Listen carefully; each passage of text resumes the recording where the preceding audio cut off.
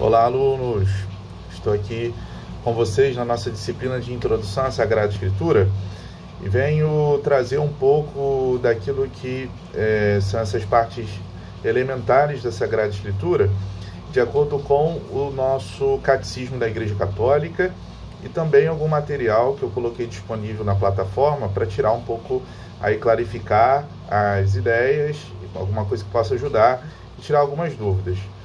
Então, o Catecismo da Igreja Católica, ele é formado de uma forma geral para nos trazer, logo no início, aquilo que vai ser elementar dentro da doutrina da fé católica. Então, a gente vê essa parte aqui toda da Sagrada Escritura, especialmente os parágrafos que vão do 101, ao 133. E o que ele vai dar essa noção? Primeiramente, sim, para a gente entender Cristo como sendo essa palavra única na qual nos foi concedido o dom de conhecermos a Sagrada Escritura. Por que isso? Cristo, mesmo pela revelação através de São João, no capítulo 1, versículo 1 ao 18, tem ali o prólogo. E é apresentado Jesus Cristo como a palavra, como Logos. Por quê? Porque ele veio nos dar a conhecer verdadeiramente quem é Deus, o seu mistério de salvação. Então, o Catecismo ele começa falando essa realidade para cada um de nós. E eu destaco aqui especialmente lá no parágrafo 102, que diz, que Deus pronunciou uma só palavra, seu verbo único. E essa é uma expressão que está em Hebreus, é uma citação direta que vem de Hebreus. Então, para a gente entender isso, que tudo que vai que vai dizer respeito para nós sobre o conhecimento de Deus, nos veio em plenitude por meio de Cristo. O Antigo Testamento nos dá esse conhecimento de Deus. Contudo, ainda não é a revelação que alcança a sua plenitude. A plenitude vem quando o Verbo se encarna e ele nos dá a conhecer o plano de salvação de Deus. Aí a gente entende um pouco o quanto que para nós, pela Igreja, sempre se houve essa veneração de toda a Sagrada Escritura. E a Sagrada Escritura ela também é tida como o corpo do Senhor, nesse mesmo patamar. Porque assim como nós temos a presença de Cristo pela Eucaristia, nós temos essa presença, que é a presença real, nós temos a presença de Cristo pela Palavra de Deus, nesse sentido, que vai ser escrita e para nós oral. Ok? E aqui no 104 nos diz dessa importância também que a gente deve ter em relação a alguns passos sobre a Sagrada Escritura. Porque é a palavra de Deus que vai nos alimentar, é a palavra de Deus que vai nos sustentar. E como que a gente se alimenta da palavra de Deus? A gente se alimenta da palavra de Deus pela oração, a gente se alimenta pela palavra de Deus pela meditação, pela Léxio Divina, pelo estudo. Então isso tudo vai nos dar a conhecer o mistério de Cristo, o mistério da sua revelação. Por isso é importante, um desses pontos que eu falei, é o estudo. A gente estudar a Sagrada Escritura nos leva a conhecer profundamente a Cristo. Então depois, quando a gente vai ver lá no parágrafo 105, existem alguns elementos introdutórios que depois, dentro das disciplinas, dos pontos próprios do programa, vocês vão ver sobre inspiração, cânon. E aqui fala um pouco sobre isso, a inspiração e verdade da Sagrada Escritura. E alguns tópicos aqui que são destacados para nós. Primeiramente, Deus ele é autor da Sagrada Escritura. Não é uma pessoa qualquer ali, não digamos, talvez um fruto do acaso, mas para nós assim, é diferente do que da concepção espírita sobre psicografia.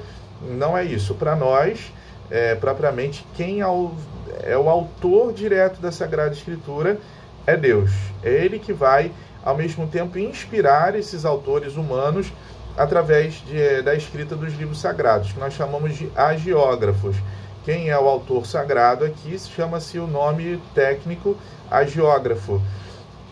E é claro que Deus ele se utiliza do agiógrafo através das suas faculdades, do seu jeito de ser, das suas capacidades. Ele não anula ali a pessoa que vai ser inspirada, mas ele vai se utilizando dela com o seu conhecimento, com digamos, com a sua personalidade, para poder compor aquele livro, aquela carta, aquele trecho da Sagrada Escritura, ok? Depois, uma coisa que a gente deve sempre pensar, tudo que está contido na palavra de Deus é sempre a verdade. Então, todos os livros, eles nos ensinam a verdade. Mas e aquilo que vai falar sobre algum conhecimento científico, sobre a Terra que, na verdade, vamos pensar, né? O Sol que gira em torno da Terra. Então, sobre isso é porque Deus se utiliza por meio de um conhecimento humano. Então, Deus, ele respeita o processo do homem para poder se revelar. Okay? Então, e para nós, a Bíblia não é um livro de ciência. Então, o que manifesta aqui para nós isso é a ação de Deus.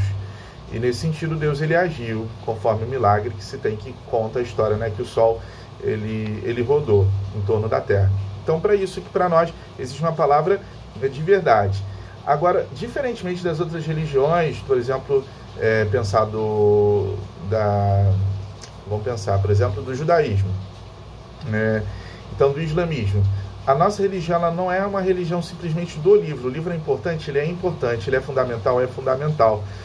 Mas esse livro, ele nos traz a base de todo o conhecimento teológico, do conhecimento da revelação de Deus, mas a gente vai além, porque a gente tem a tradição, e a gente tem esses outros tesouros que Cristo deixou, que Deus deixou para cada um de nós.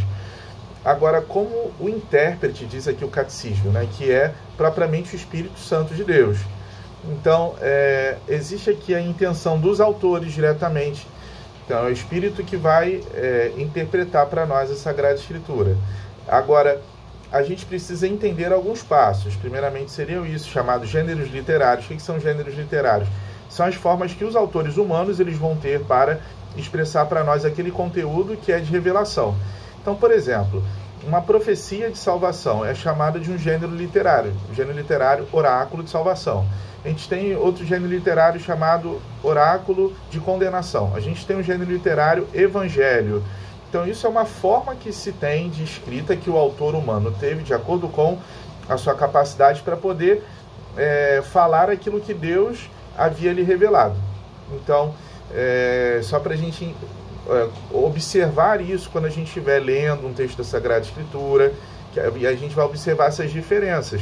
Seja no livro profético, um livro histórico, seja um livro narrativo. Existe, então, um gênero literário narrativo, existe um gênero de lei, porque existem textos propriamente legais ali, que não é legal como a gente pensa, né, mas legal relativo à norma, relativo à lei. E aí a gente deve sempre ler e interpretar a Sagrada Escritura, é claro, nesse sentido, diante da própria ação, ajuda do Espírito Santo. Okay? E unidade com o magistério da igreja, senão é uma interpretação, digamos, conforme se entende o protestantismo. A gente tem a graça da ação do Espírito em nós, mas sempre tem que estar em unidade com o que o magistério nos ensina. Então, 3 critérios que o Vaticano II coloca aqui. Primeiramente, a gente tem que prestar muita atenção ao conteúdo e à unidade da Escritura inteira. A gente pode recortar e colar a Escritura. Esse pedacinho aqui é importante, vou ficar com ele aqui. Mas existe uma leitura geral, que a gente chama de leitura sincrônica, ou seja, de toda a Sagrada Escritura. Depois, a gente precisa ler a Escritura dentro da tradição viva da igreja inteira, conforme eu falava. O que os padres da igreja falaram? O que um autor que representa o magistério fala, ou seja, aqueles escritores mais iniciais. Então, isso para nós é importante dentro da interpretação da Sagrada Escritura. E existe um ponto que é estar atento à analogia da fé. Então, a analogia da fé a gente entende pela comparação que se faz. Ali a Escritura tem questões que são, digamos, figuradas. Então, a gente tem que estar atenção a essas linguagens, os símbolos que são usados na Sagrada Escritura. Então, para a gente compreender o verdadeiro sentido e de verdade da palavra de Deus. E uma coisa que pode nos ajudar, que é colocada aqui para nós no catecismo, seriam esses sentidos da Sagrada Escritura. Então, o sentido da Sagrada Escritura nós temos 2.